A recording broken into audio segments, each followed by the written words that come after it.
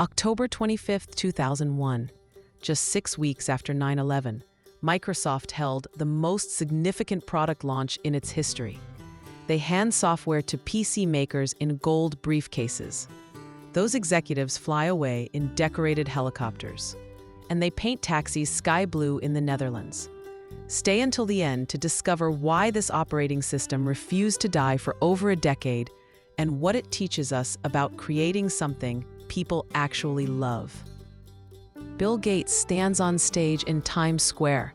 It's the Marriott Marquis Theater, and the mood is tense.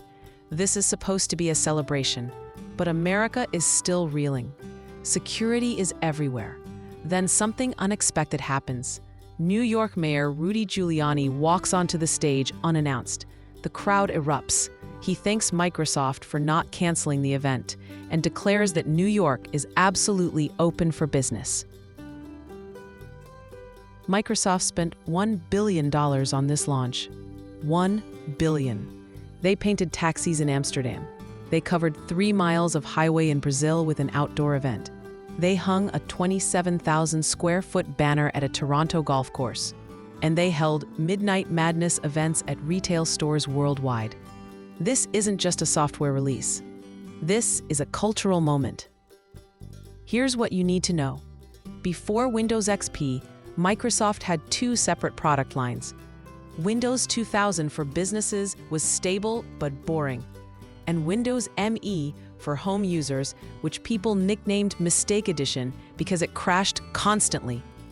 Microsoft needed to merge these lines into one operating system that worked for everyone.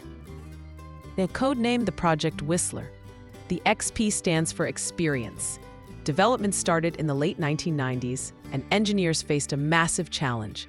How do you build something stable enough for businesses, but friendly enough for grandparents? The answer was a complete interface overhaul using the Luna visual style. On August 24, 2001, Microsoft finished the final code, but they don't just email it to PC manufacturers.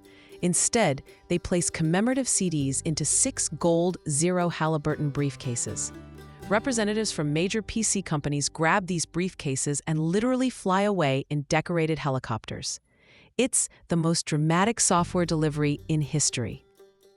Times Square, and Microsoft refuses to cancel despite the recent tragedy.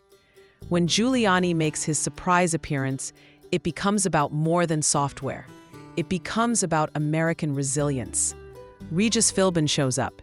There's supposed to be a free Sting concert to celebrate. The energy is electric. Here's what makes Windows XP special. The moment people start using it, they realize something incredible. It doesn't crash.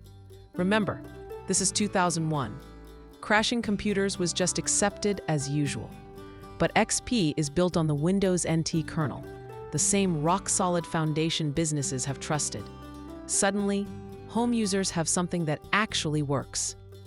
And that wallpaper, that iconic rolling green hill called Bliss, it becomes the most viewed photograph in human history.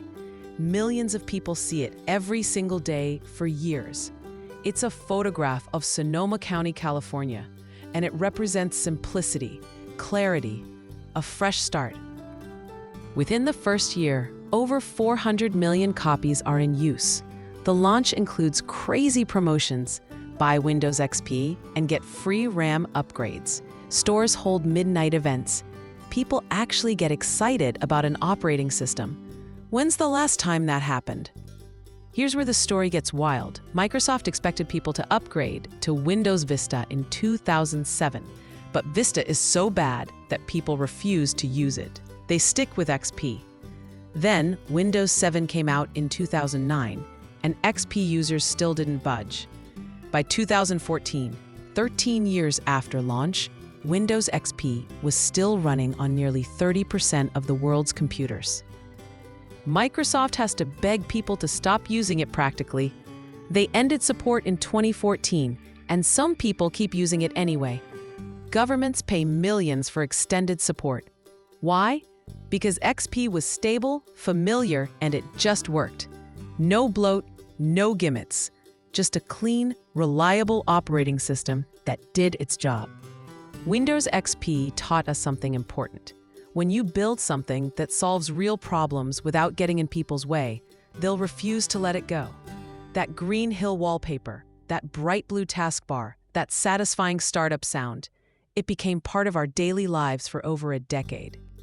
So here's my question for you. What's your Windows XP memory? Were you one of those people who refused to upgrade? What piece of technology in your life just worked so well you never wanted to replace it? Drop your story in the comments below. I genuinely want to hear it. If you love discovering these moments when technology actually changed how we live, you're in the perfect place. History Sparks brings you the stories that remind us that the best innovations are the ones we don't want to give up. Hit that subscribe button and join our community. The following story we've uncovered will surprise you.